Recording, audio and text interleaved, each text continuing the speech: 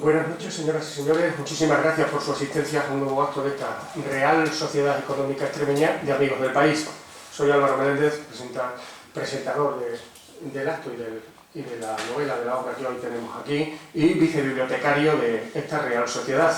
Para comenzar el acto, con mi agradecimiento por su asistencia y además por el placer de uno de los actos principales y de las comisiones principales de esta Real Sociedad con su biblioteca, que ustedes ya conocen, como es la presentación de una nueva obra, en este caso además de un consorcio, de un investigador, de un historiador acreditado.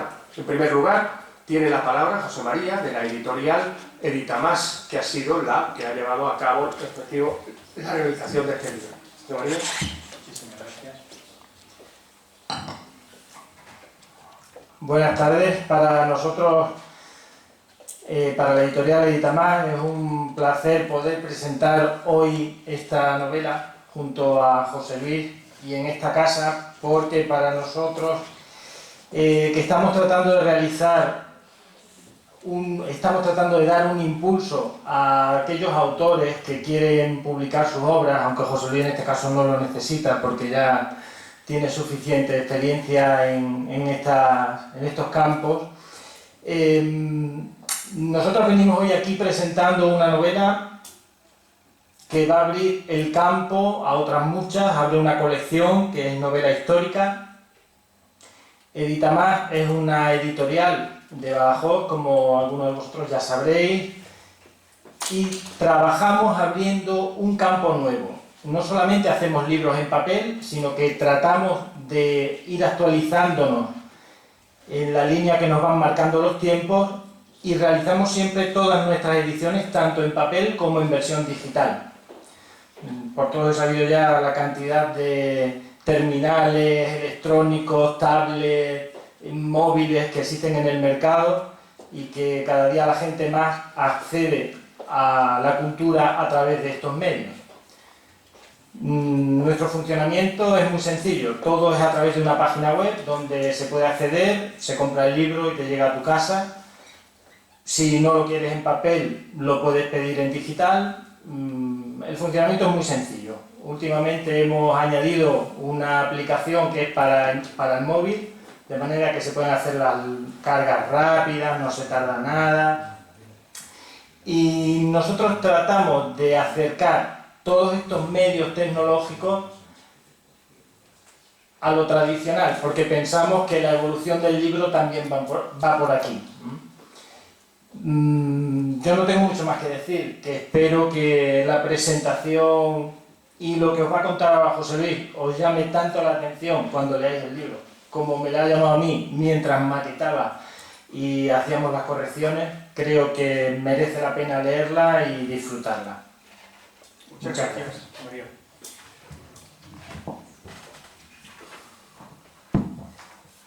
Muchas gracias, José Luis, por haberte en esta tu casa, por habernos hecho el honor de que presentamos y podamos disfrutar de tu obra en esta que es tu casa.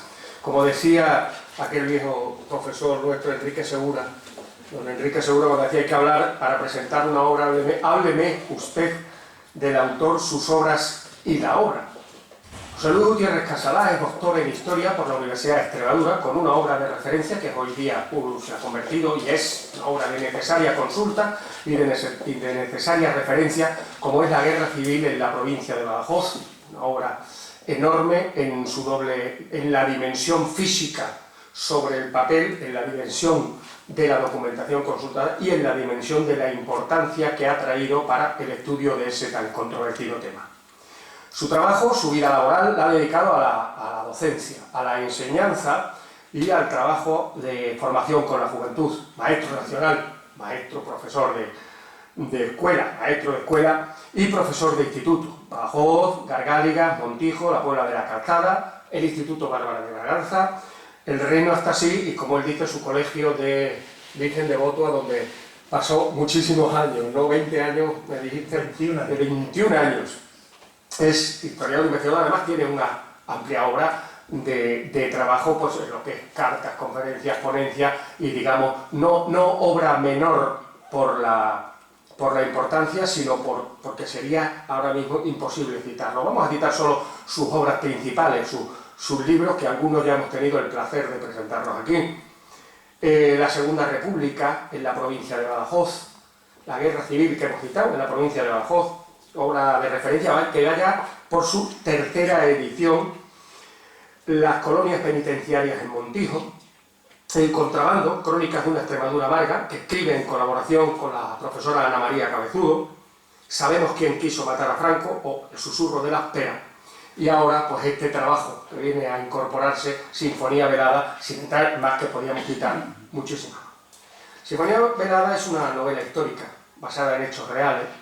Tiene, a raíz de su trabajo, de su investigación, a la que se dedica verdaderamente con pasión, tiene muchísima documentación de la que la va sacando pues, en las formas que él puede o estima. En este caso, una historia apasionante, la va a sacar en forma de novela histórica.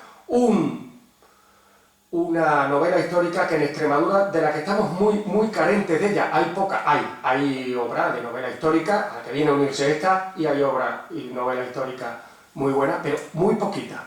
Parece que no es un tema o una forma de expresarse que hagamos mucho, a pesar de la apasionante y tremenda historia que tenemos en Extremadura. Esta novela histórica está basada, como hemos dicho, en hechos reales. Es lo terrible, cuando lo lees, terrible o impresionante, no es hacer un calificativo de la novela, sino que es cuando ves lo que está escrito allí es real. Ya, lo que ha pasado es real, es verdaderamente choca. Está centrada, la época es durante la Segunda República y los inicios de la Guerra Civil en Extremadura, y además pues en la zona muy determinada como es la zona de Azuara. Y yo no quiero hablar, porque en las presentaciones del libro lo importante es oír al autor, que es el que verdaderamente puede darnos las claves de su obra, de su sentimiento, de por qué lo hizo, cómo lo hizo y qué encontraba o qué nos quiere expresar. Yo solamente decirlo que la he leído completo. Es una obra arrolladora en el sentido de que es como la vida. Vamos a ver, en la vida, cuando vivimos todos los días hay que hacer una cosa, aunque sea hoy desayunamos café con churros, llevamos a los niños al colegio, sabemos, o sea, no paramos, no hay eso de decir, alto, vamos a parar, en blanco. No, pues lo mismo, es una vida, es arrolladora, engancha en ese aspecto, porque da la sensación de que, pero es así. Nosotros, que como estamos viviendo nuestra propia vida de continuo, no lo vemos, pero eso es una de las características. Lo otro es lo que hemos dicho, o sea, la impresión que te hace pensar y saber que todo eso es verdad. Yo no lo voy a calificar porque no quiero, en este aspecto, creo que es más importante que lo haga el autor, no quiero desvelar nada de la obra, arrolladora e impresionante en ese aspecto, y desde luego, bueno, pues documentada, porque inmediatamente que termina uno de leerlo se va o a otras obras de José Luis o a otras obras de referencia, porque cuenta, me está preguntando ahora un par de cosas, de un par de elementos, cuenta un montón de cosas que te dan ganas de contrastar y de saber más, que es, yo creo que es lo más importante, no solo la lectura, el propio placer de la lectura, que puede durar lo que dure. Algunos leemos más rápido, otros leen más.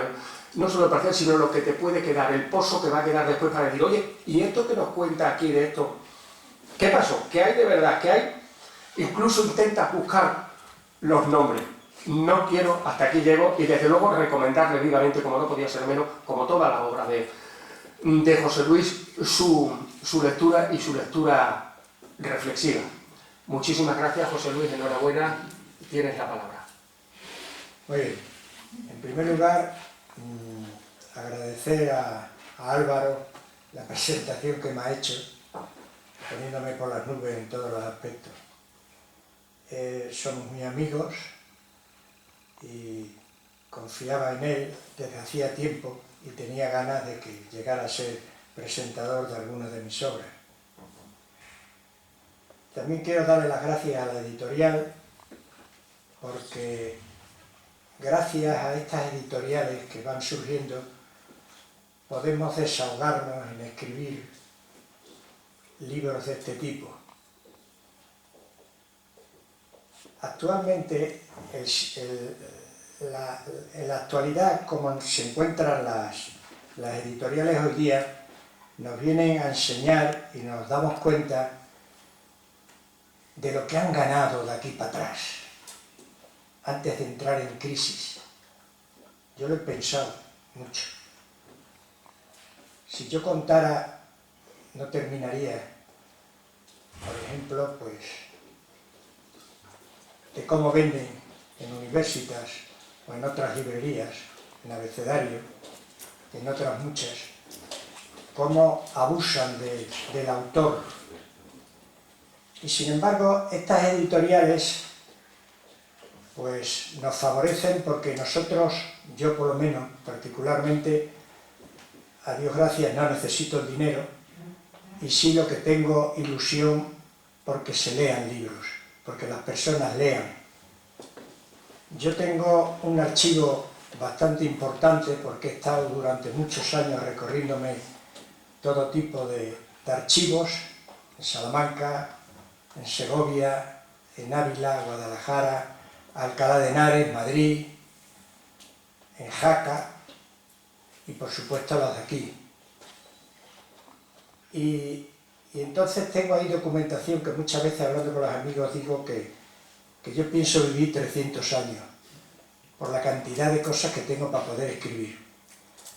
La novela histórica es como un escape que tenemos para sacar a la luz personajes que no pueden entrar dentro de una obra como la que ha narrado Álvaro de la Guerra Civil en la provincia de Badajoz, que son 2 tomos de casi 1000 páginas cada uno. No entran ahí dentro. Y si entran, pues por su nombre y apellido, pero nada más. Pero son personajes que tienen que salir fuera. Son personajes que merece la pena saber de ellos, tener conocimiento que han existido y de lo que han hecho. Y por eso nos viene estupendamente la novela histórica.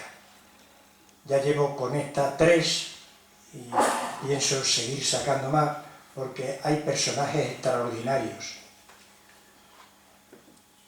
La obra llamada Sinfonía Velada se la ha puesto porque todos al nacer somos una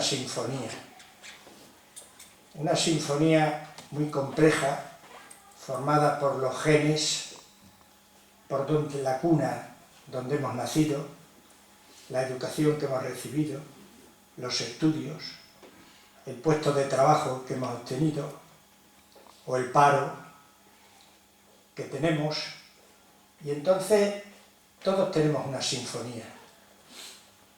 A algunos se le acaba antes de tiempo, otros se le alarga, y para otros es una sinfonía inacabada, una sinfonía velada, como le ocurre al autor de esta obra. En el principio de la obra, como dedicatoria,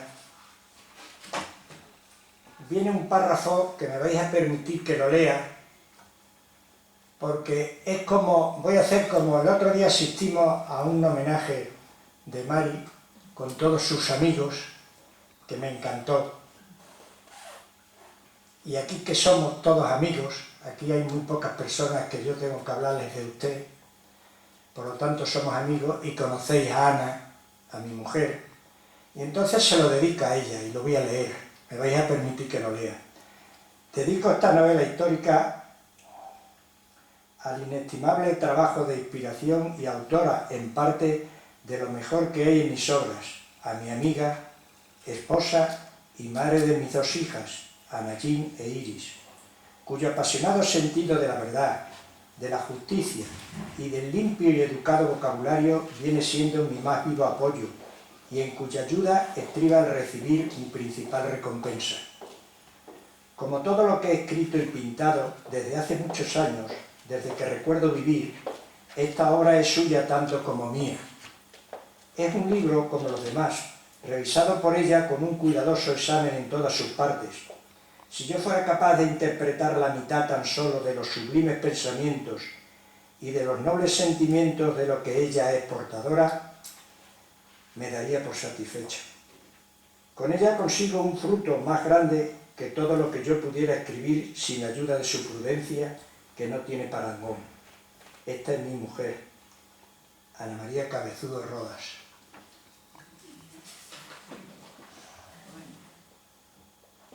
Gracias, Ana.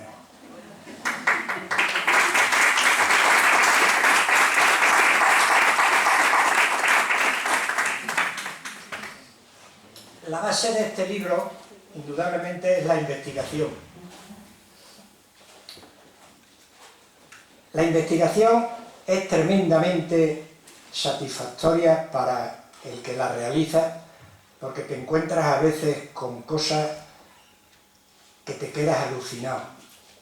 Cuando yo comencé a leer los 23.000 consejos de guerra para la tesis doctoral,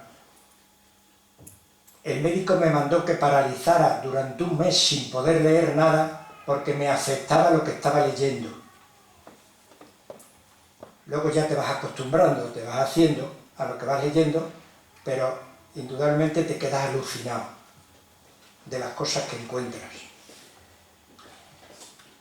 El libro este ha sido investigado porque, aparte de los consejos de guerra, que es una visión tremendamente militar, exclusiva, abusiva, pues en Alcalá de Henares, en el archivo de la Administración General del Estado, en la sección de Justicia, junto con Ana, encontramos las denuncias que se hicieron en el franquismo en los años 40.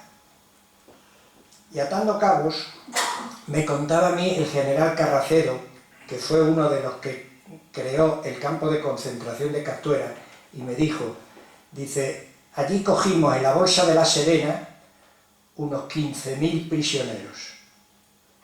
Creamos el campo para entrarlos, dice, y no teníamos ni para darles de comer ni para dormir. Entonces hicimos un tribunal, como especie de un tribunal, los oficiales que estábamos allí, y fueron pasando todos los prisioneros. Cada uno contaba lo que quería. Soy del pueblo fulano, me llamo fulano de tal, yo no he hecho nada, yo tal, yo cual. Tú vete para tu pueblo. Se iba para su pueblo, estoy más contento que una Pascua. Pero claro, dice, nosotros sabíamos perfectamente que los culpables, si habían sido culpables, le iban a echar el guante. Y efectivamente, cuando llegaron a su pueblo, decían, fulana, mira, ha llegado fulanito que mató a tu padre, y presentaba una denuncia en el cuartel de la Guardia Civil. Esas denuncias todas las encontramos en el archivo de la Administración General del Estado en Alcalá de Henares. Todas las denuncias son fantásticas. Son mucho mejores en detalles que los consejos de guerra, porque es una visión social que se viene a complementar con los consejos de guerra. Sin ellas sería una visión muy parcial el hacer un estudio de la guerra civil. Entonces, entre esas denuncias encontré muchas que venían todo tipo de detalles. Venía fulanita de tal, mujer, hija o hermana o amiga o amigo del detenido, fulanito de tal y tal y tal. Y venían los datos del detenido.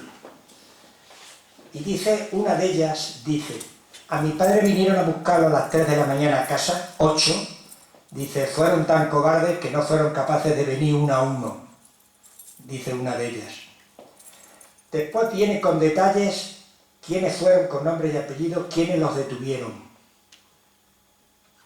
quiénes los llevaron a la cárcel, quiénes le dieron palizas en la prisión, quiénes los fusilaron, quiénes lo registraron y le quitaron el anillo, la pulsera de oro o el reloj y hasta la dentadura una vez fusilado, quién le dio el tiro de gracia.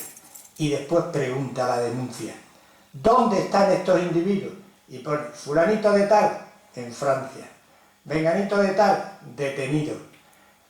Fulanito de en Hispanoamérica, en México, en Argentina, en Colombia. ¿Dónde han ido a parar todos los que se exiliaron? Que para mí no se exiliaron, salieron corriendo como los conejos.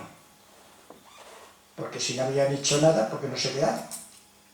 Sin embargo, dice que se exiliaron. Esos han estado regresando estos tiempos atrás, ya son mayores, ya a estas alturas pocos pueden llegar, pero han estado llegando.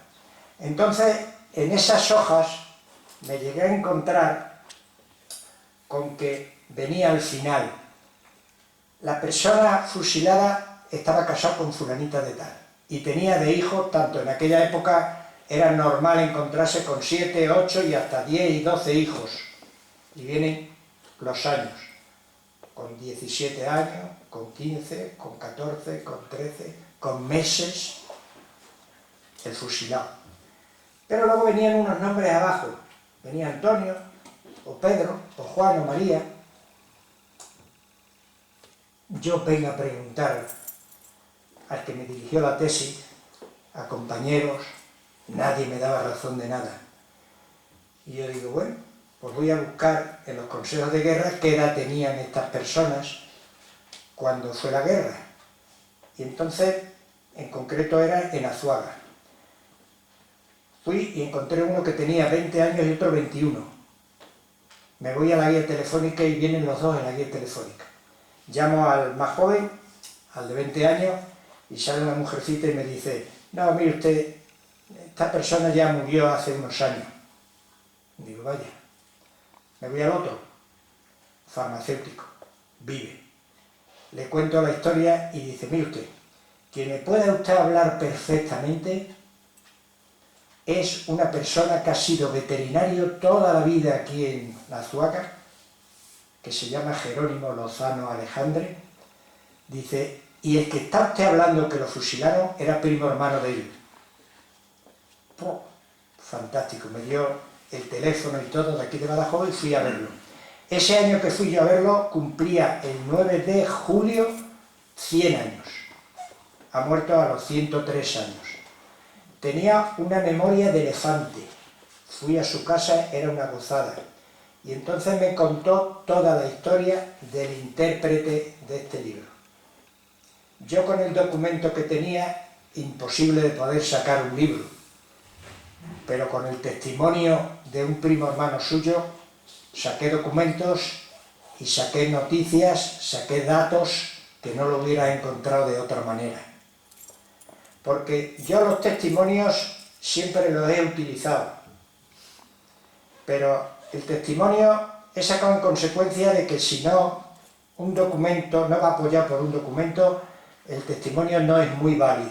Suele ser como un cazador que viene de caza, compra unas piezas por el camino y dice que las ha matado. No es fiable. Entonces tiene que ir respaldado con un documento. Entonces yo lo tenía perfectamente documentado. Y luego lo que me aportó el primo hermano. Y entonces por eso me puse a escribir el libro este. El libro este, con el testimonio de Jerónimo Lozano Alejandre, tiene una localización en el espacio que es en Azuaga, perteneciente al partido judicial en aquella época de Llerena, que tenía 14 municipios en aquella época. Y en el tiempo, pues se desarrolla a lo largo de la Segunda República y los primeros meses de la Guerra Civil, los 2 o 3 primeros meses de la Guerra Civil. El personaje es un médico de origen terrateniente. El padre era, durante la dictadura de Primo de Rivera, fue alcalde de Azuaga, era un cacique, era un fuerte terrateniente, y el hijo salió con unas ideas totalmente contrarias al padre. Chocaron los dos infinidad de veces. Ahí viene en qué momento chocaron. Y entonces el hijo tenía una idea de que, decía, todos los conflictos que surgen hoy día y el hambre que se está pasando es por la diferencia de clases sociales que hay. esto tiene que tener una solución. Y entonces, ¿qué se le ocurrió? Pensó reunir a todos los caciques y terratenientes del municipio, incluso del partido judicial, para hacer un reparto de tierras. O sea, lo que la reforma agraria quiso hacer. Pero claro, se estrelló. Este está bollado. No vas a repartir ahora tierra. Es imposible. Y entonces se dio cuenta de que no podía hacerlo, que era una utopía. Y que la única manera de poderlo hacer era cambiar las leyes. Y por eso se metió en política. Fue un político extraordinario. Vienen ahí algunos discursos en las cortes, discursos en asambleas, en reuniones, porque se afilió al Partido Socialista. Se hizo médico en Sevilla, trabajó en el Cerro del Águila con un sacerdote, que luego hablaremos de él, Pepe Ramos, Paúl, que estuvo aquí en Badajoz. Y resulta que se convenció que darles de comer, creó un comedor que no solucionaba aquello tampoco. Y eso es lo que lo decidió más meterse en la política. Se metió en la política y se decepcionó totalmente. Vio que la Segunda República era un caos en todos los aspectos. Y conforme va transcurriendo la novela histórica, va escribiendo todos los defectos que encontraba en la República. Son muy interesantes, porque el tío entendía perfectamente.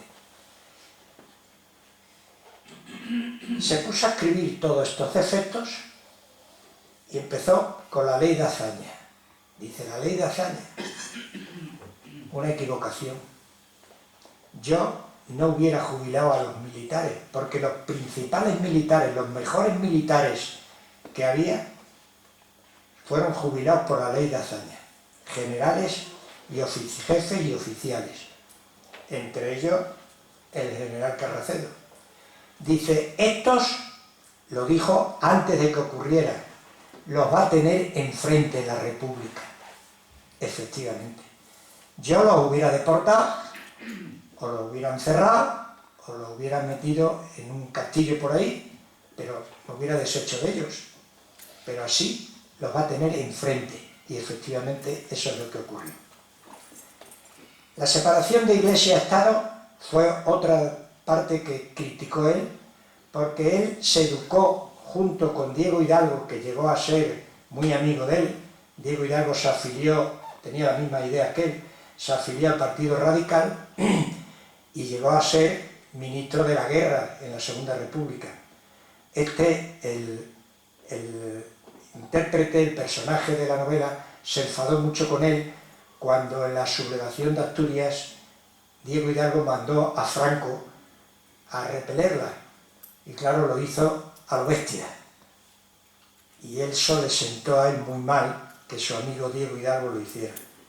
La separación Iglesia-Estado le trajo a él muchos quebraderos de cabeza, porque una de las cosas que se hicieron fue, dice, un país que es eminentemente católico y que se empieza a hacer la separación quemando iglesias y conventos, eso no es manera de hacer la separación de la Iglesia y el Estado. Eso es una equivocación.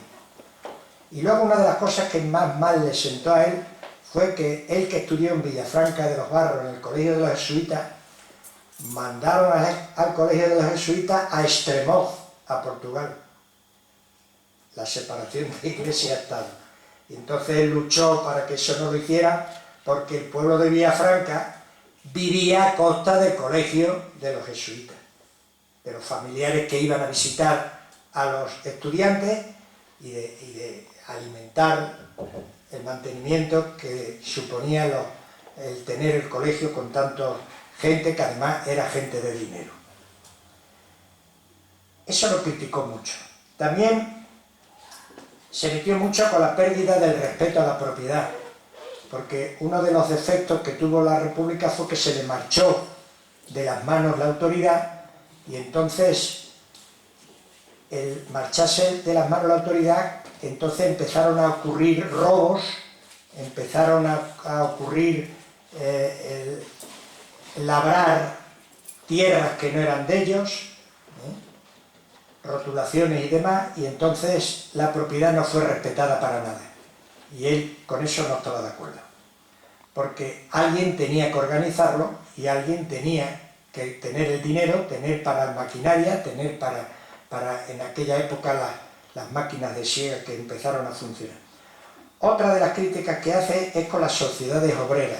Dice, se dejaron seguir manteniendo el capital en manos de los terratenientes. No hicieron nada por corregirlo.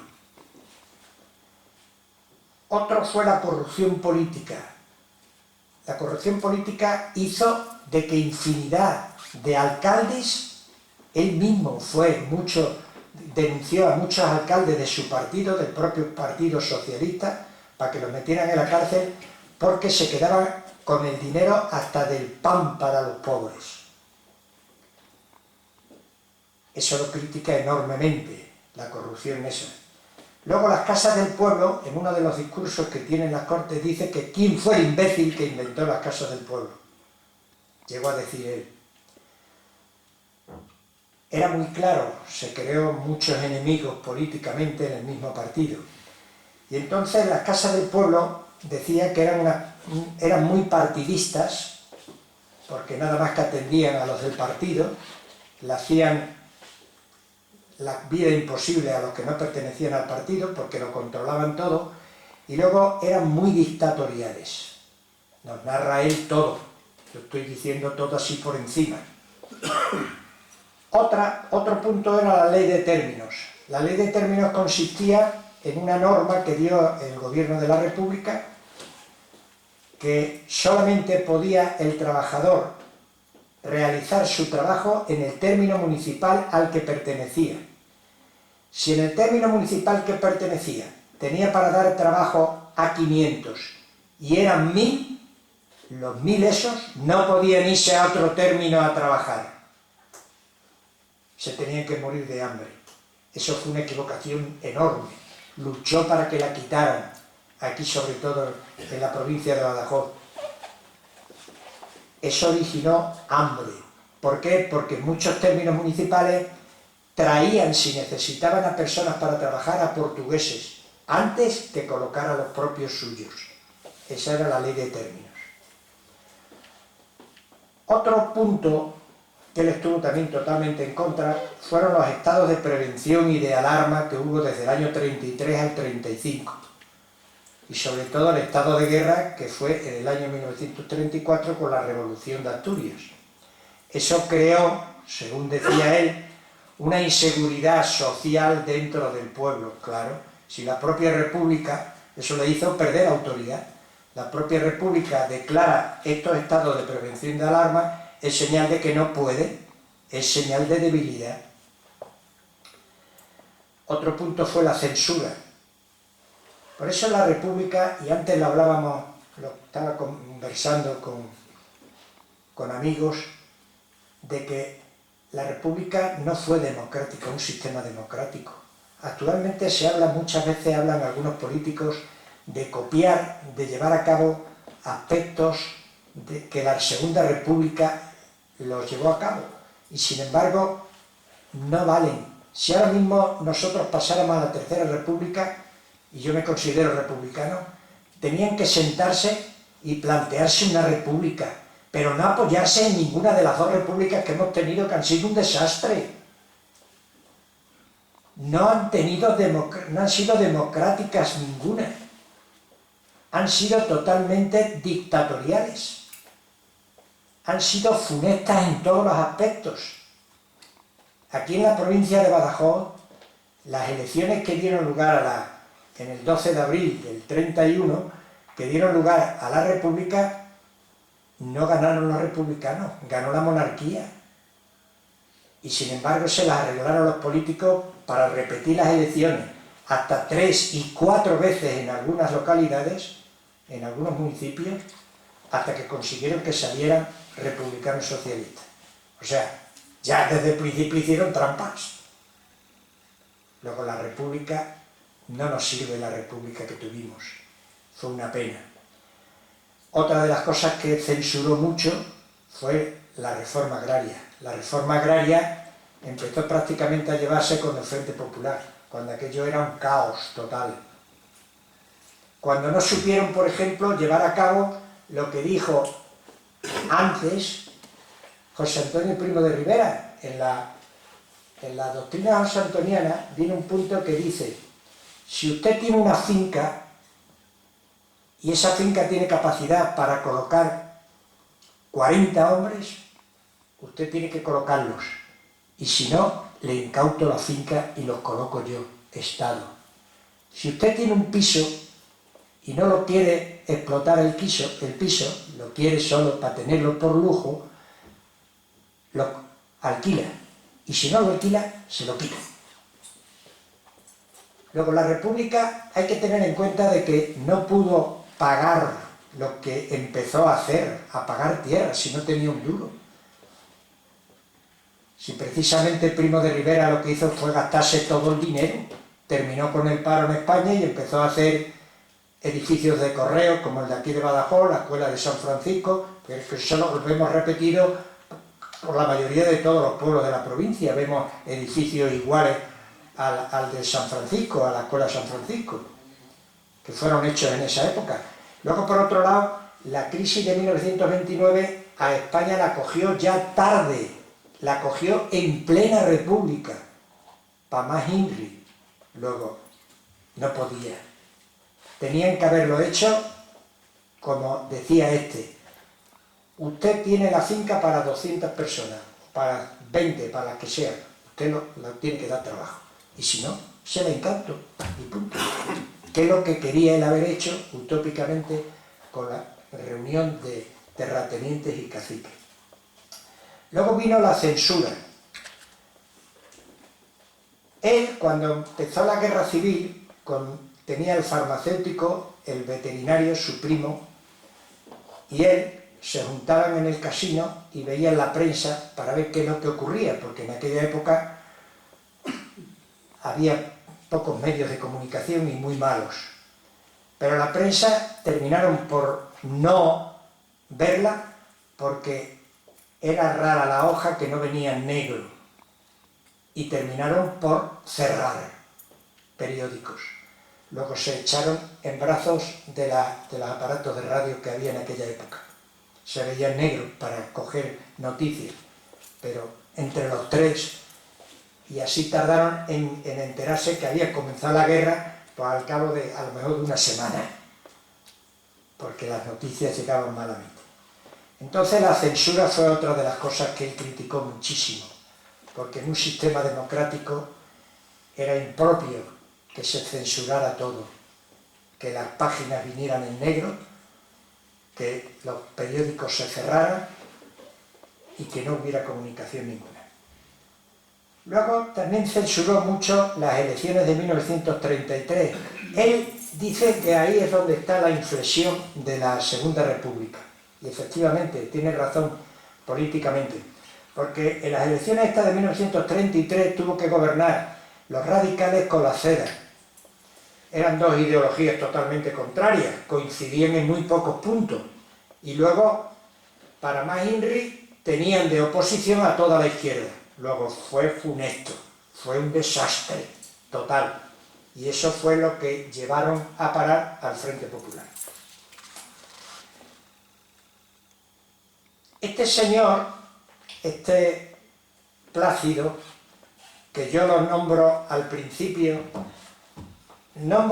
pongo los mismos nombres reales, pero los apellidos los he cambiado para no dañar a nadie, porque todavía tienen familiares. Y entonces, este Plácido dice: Carlos Raimundo Plácido Gómez de la Gala Pulido Argüelles. Mentira. Yo lo pongo para dar a entender de que era un cacique, que era un terrateniente, porque esto solo tengo los apellidos, y la gran mayoría solo tenemos, si acaso un compuesto, pero la gran mayoría no tenemos esta ristre de apellidos, es por lo que he puesto esos apellidos ahí. Este personaje tiene un inconveniente grande, que ahí es donde está la sinfonía velada. Y fue que tuvo que luchar contra un defecto que actualmente lo tiene el rey, pero pocas personas más pueden tenerlo hoy día, que es la bastardía. Tuvo que luchar con la bastardía. En aquella época, el terrateniente, el cacique, la persona hacendada, tenía hijos bastardos. Y este tuvo que luchar contra la bastardía. De ahí viene Sinfonía Velada. No puedo contar más. En las obras estas que voy escribiendo, como por ejemplo El susurro de la espera, que El susurro de la espera, los que lo habéis leído, trataba del hospital militar, que se encerraron ahí, encerraron a los guardias civiles que había de la Ruta de la Plata y a los familiares, y quisieron entrar los milicianos de aquí de Badajoz a fusilarlos, y se defendieron como gatos panza arriba y no lo lograron. Entonces ahí resalto el papel de Rafael Fiol Paredes, que era el director, que fue extraordinario, un personaje maravilloso, para escribir otro libro de él. Y Juan Torres, que fue oculista luego aquí en Badajoz, hoy tiene su hijo, ya murió, y ahora el nieto. Eso en El susurro de la espera. En la obra Sabemos quién quiso matar a Franco, sobresale otro personaje. Yo los entro en los personajes estos porque creo que merecen la pena hablar de ellos y darlos a conocer a las demás personas, que es Pepe Ramos, José Ramos, que era un cura, un sacerdote, paúl, de aquí de Badajoz. Lo conocí, trabajé con él en muchas ocasiones, era un cura extraordinario. Ya puedo hasta contar lo que hacíamos de madrugada, que me llamaba: José Luis, ¿estás despierto? Sí, voy para allá. Estaba dormido, pero voy para allá. Y en la iglesia vaciábamos todas las huchas de la iglesia para el día siguiente solucionar problemas de hambre. Si en el hospital civil había una persona muriéndose y no tenía nadie al lado, allí estaba el cura Pepe. Y por no cumplir con el horario de los paules, lo echaron a la calle. Sigue hoy siendo sacerdote y en Aranjuez tiene una residencia para ancianos que no tienen dónde caerse muertos. Extraordinario. Lo saco a relucir en Sabemos quién quiso matar a Franco, y en esta también, porque me sigo acordando de él. Y en la Sinfonía Velada saco a relucir un médico de la Casa de Socorro en Sevilla, que la gran mayoría de los que estáis aquí lo conocéis, y que merece la pena llegarlo a conocer más, porque es extraordinario. Es una persona que está siempre al día de la medicina, que acierta, que se llama Marcelino Iglesias Palacios. Y lo saco. Eso es un defecto que tengo yo cuando escribo, de sacar personajes. No os extrañe de que algún día os saque alguno de vosotros también. Por ejemplo, al padre de Juan Antonio Sáenz, que fue director de la Politécnica, que muchos que estamos aquí hemos estudiado la Politécnica, y fue una persona extraordinaria, y merece la pena también escribir sobre él, y si no, pues sacarlo en alguna otra obra también. Nada más, si queréis, muchas gracias, muy agradecido. Se nota que somos amigos y que habéis respondido a nuestra amistad. Muchas gracias a todos.